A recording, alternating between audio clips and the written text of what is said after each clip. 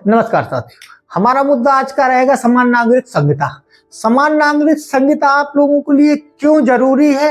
ये आप लोग बहुत धार्मिक दृष्टि से, क्योंकि आप धर्मगुरु बनने वाले हैं और किसी धर्म के रीति रिवाज नियम कानून का यदि अतिक्रमण होता है तो उसमें आप लोगों का दृष्टिकोण जरूर जानने की अपेक्षा की जाती है। तो इसमें आप लोगों को जरूर तैयार रहना है। यूसीसी समान नागरिक संहिता।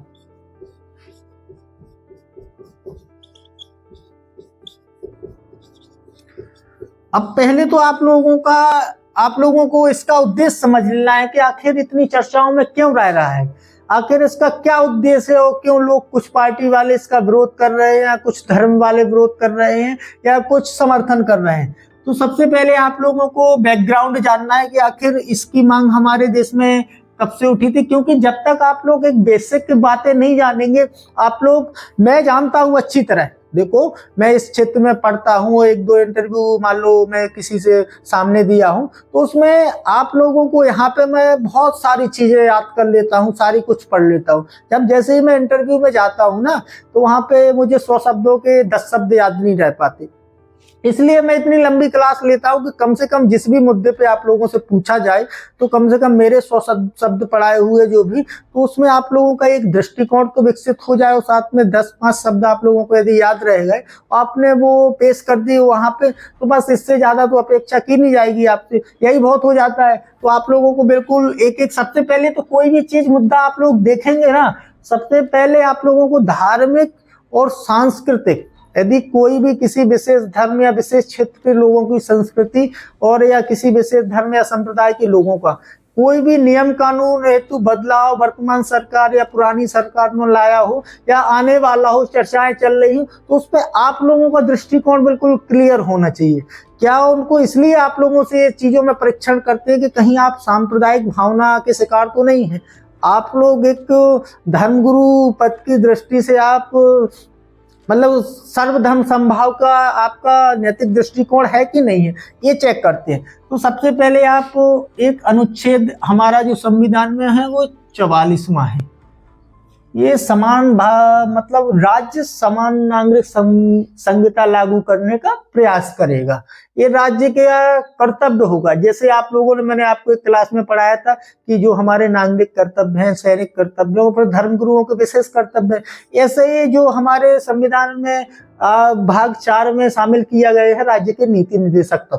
तो उसमें एक आप लोगों को और भी पता होगा कि जो गौ हत्या है जो नीति निर्देशक तत्व में है लेकिन मूल अधिकारों में नहीं है। तो पहले हम लोग ये जान लेंगे और फिर जो जितने महत्वपूर्ण आर्टिकल है उस दृष्टि, आप लोगों के आर्टिकल याद नहीं रखने हैं, आपको दृष्टिकोण बनाना है कि हमारा संविधान से निकल रहा है और भारत देश संवैधानिक नियम कानून से अभी वर्तमान में चल रहा है।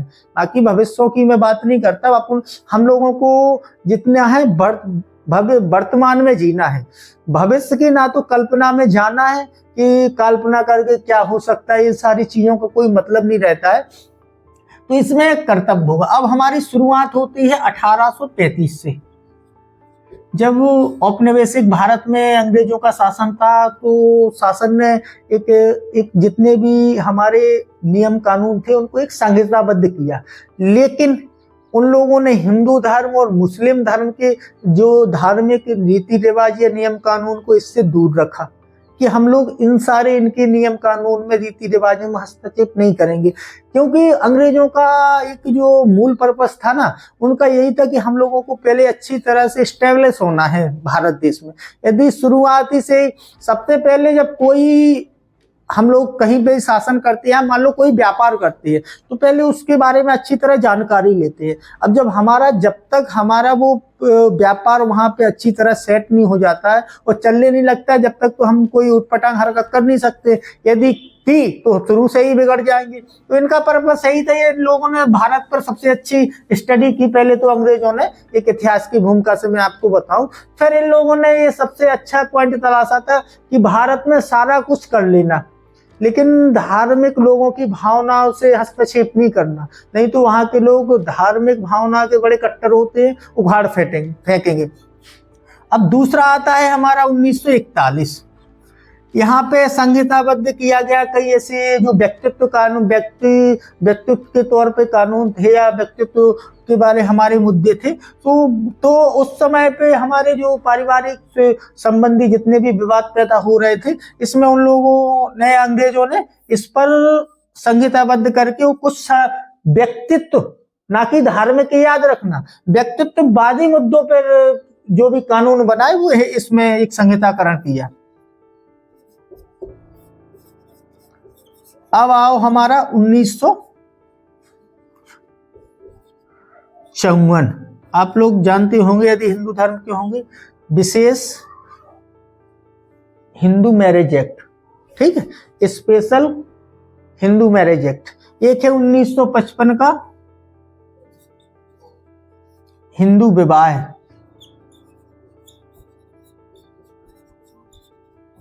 और एक है 1956 का उत्तराधिकार अधिनियम। अब यूसीसी में कौन से नियमों या कौन से कानूनों का अतिक्रमण किया जाता है, ये मैं पहले आप लोगों को समझ लेना है। सबसे पहले विवाह है, उत्तराधिकार, तलाक और गोद। इन सारे चीजों का और यूसीसी लागू करने का आप लोगों ने ट्रिपल तलाक देखा होगा, और ऐसी अभी कई, मैं आप लोगों को समुदाय में बोल दूं या धर्म में बोल दूं कि बहु विवाह प्रथा जारी है। तो इन सारी अनैतिक प्रथाओं को रोक लगाने के उद्देश्य से सरकारों के द्वारा जो भी किया जा रहा है, आप लोगों को कैसा, पहले तो आप समझ ले, फिर आप लोगों को कैसा इसमें उत्तर या दृष्टिकोण समर्थन कर देना है, किन किन तर्कों के साथ करना है। तो आप लोग ये समझ गए होंगे कि आखिर इसका पर्पस रहता क्या है। अब आप लोगों को पता होगा कि हमारे भारत देश में जो गोवा राज्य है, वहाँ तो यूसीसी लागू है, और असम और उत्तराखंड में इनकी सबसे ज्यादा चर्चाएं चल रही हैं। विधानसभा में जो भी समकालीन अभी वर्तमान में मुख्यमंत्री हैं, उनके द्वारा ये बिल लाए जाते हैं और इनका कहना है कि हम लोग लागू करेंगे। तो अब हम लोगों को देखना है कि कई जो हमारे मुस्लिम या इस्लाम धर्म के से लोग हैं, उन लोगों ने इसका विरोध किया है कि हमारी संस्कृति या हमारे धार्मिक नियम कानून में इन लोगों को हस्तक्षेप करने का अधिकार नहीं है। तो सबसे पहले आप लोग ये समझेंगे कि कोई भी जड़तावादी, रूढ़िवादी या पूर्वाग्रह संबंधी सोच के भारत देश के कोई भी नियम कानून में कोई जगह नहीं है। यदि आप लोग, पहले बात तो हमारा भारत देश पंथ निरपेक्ष, लोकतांत्रिक, गणराज्य है, ठीक है। यदि हम लोगों को पंथ निरपेक्ष की मूल भावना को बचा के रखना है, तो सारे नागरिकों के जो भी है वो हम लोगों को मूल अधिकारों का संरक्षण करना पड़ेगा। अब यहाँ पे कहाँ बात फंसती है, आप लोगों को ये देखना है। पहली बात तो आप लोगों ने देखा हुआ कि जहाँ तक इस्लाम धर्म में या कई और छोटे समुदायों में बहुविवाह या बहुपत्नी प्रथा प्रचलित है, तो उसका एक पहली बात तो हमारे महिलाओं के संबंधी गर्भापूर्ण जीवन का जो 21 के अंतर्गत मूल अधिकार है, उसका तो हनन हो रहा है। कि ऐसा आपने कोई और प्रथा किसी धर्म में तो देखी नहीं होगी कि बहुपति प्रथा। आप लोगों ने एक मामला पुराना सुना होगा कि या किंवदंती कहानियों में सुनी होगी कि ऐसा उत्तराखंड तरफ किसी क्षेत्र में ऐसी लागू है, लेकिन ऐसा कोई लागू नहीं है, ना कोई ये धार्मिक प्रथा है। ये बहुविवाह या बहुविवाह प्रथा ये वर्तमान समय में या आधुनिक समय में, और जहां इतनी महिलाओं के सम्मान में या अधिकारों में बढ़ोतरी सरकार के द्वारा प्रयास किए जा रहे हैं और समानता लाने का प्रयास किया जा रहा है, यदि उनके में ऐसी कोई कुप्रथा चलती है उनके संबंध में, तो ये ज्यादा नकारात्मक या भयानक है। वर्तमान समय में आधुनिक या स्वस्थ लोकतंत्र को देखते हुए ऐसी प्रथाओं पर रोक लगना चाहिए, पहली बात तो बहुविवाह, ठीक। दूसरी जो हमारी खबर थी वो थी ट्रिपल तलाक, 3 तलाक। ये सुप्रीम कोर्ट द्वारा निरस्त कर दिया गया है, लेकिन आप लोगों से ये ट्रिपल तलाक में जितने भी विशेष धर्म से संबंधित कोई भी नियम कानून में बदलाव किया जाता है तो वो अन्य धर्म के दृष्टिकोण से आप लोगों से पूछ लेते हैं कि आखिर ये सही किया कि गलत किया। आप लोगों को सही और गलत में जवाब देने की आदत छोड़नी पड़ेगी यदि धर्मगुरु बनना है। देखो, मैं इसके पहले भी क्लासों में आपको बोल चुका हूं कि आप लोगों को वो गुणों का प्रदर्शन करना है जहां आप लोग लगे कि नहीं आप लोग धर्मगुरु बनने के अधिकारी हैं। तो ट्रिपल तलाक में आप लोगों को सीधा बोलना है कि कोई भी महिलाओं के संबंधित कोई भी नकारात्मक या कुप्रथा चलती है तो उस पर किसी भी धर्म, यहाँ केवल इस्लाम है, आप लोगों को इस्लाम की दृष्टि से नहीं देखना है इसको। किसी भी धर्म, आप लोगों को जैसे ही उनसे प्रश्न पूछा जाए ना, पहली बात तो आप लोग याद रखना, इस बात को बिल्कुल दिमाग में बैठा लेना, इंटरव्यू पैनल के हिसाब से आपको नहीं चलना है। यदि इंटरव्यू पैनल ने अपने हिसाब से आपको चलाया ना तो आप लोग नुकसान में जाते हैं। आपको अपने हिसाब से इंटरव्यू पैनल को चलाना है।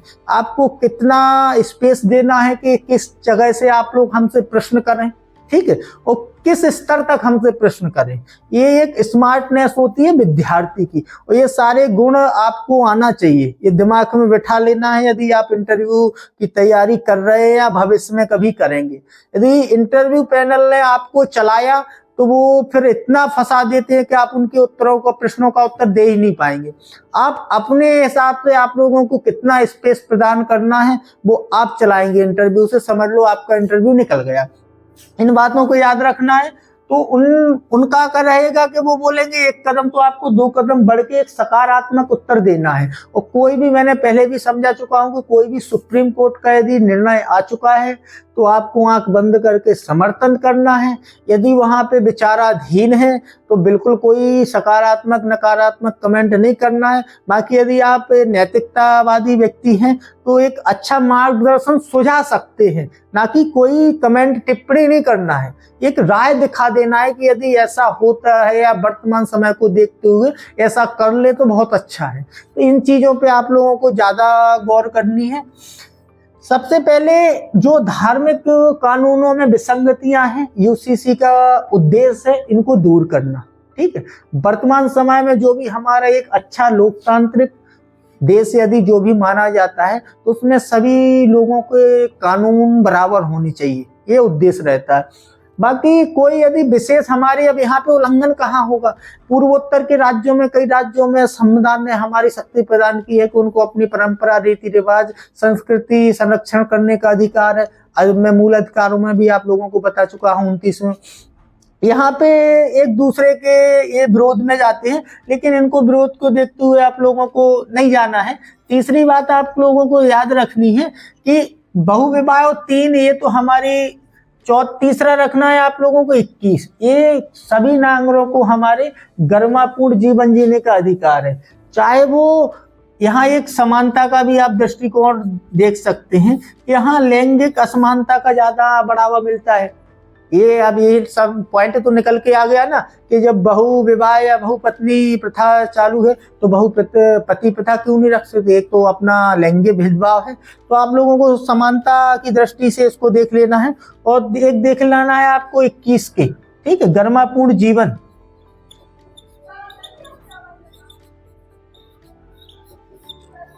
अब आप लोगों को सीधा लास्ट में उत्तर कैसे प्रस्तुत करना है। कोई भी यदि धार्मिक प्रथाएं या धार्मिक नियम कानून लोक हित को प्रभावित करती हों तो उन पर सरकार के द्वारा या कोर्ट द्वारा रोक लगनी चाहिए।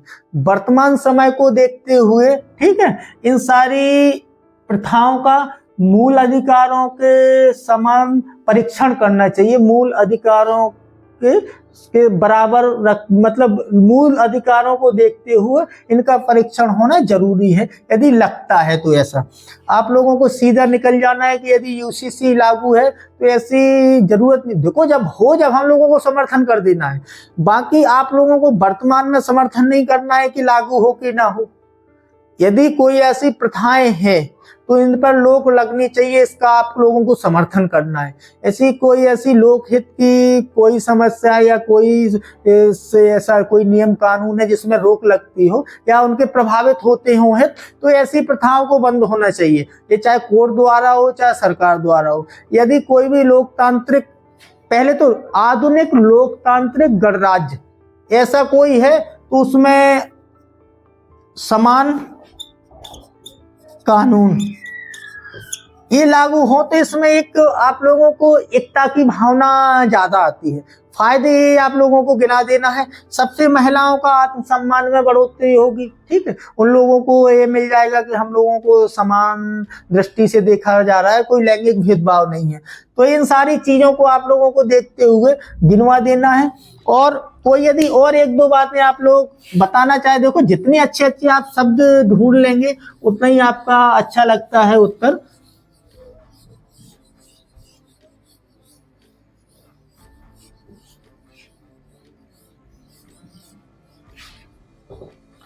तो अंततः आप लोगों को सीधे यूसीसी का समर्थन करना है। और किन कुप्रथाओं पे लेकर, यदि किसी आप लोग केवल एक धर्म में कुप्रथा देखेंगे नहीं, आप लोगों को यदि लगता हो, देखो ये जितनी भी प्रथाएं हैं, चाहे वो ट्रिपल तलाक हो, चाहे वो बहुविवाह हो, जिस समय लागू की गई किसी धर्म में, उस समय हो सकता है कि वो स्थिति उनके अनुरूप हो, ठीक है, या अनुकूल हो। जैसे मैं एक आप लोगों को हिंदू धर्म में बताता हूँ एक कहानी, आप लोग सुनना हो, बड़ा आप लोगों को अचरज होगा कि जो भी हमारे यहाँ पे सती प्रथा थी,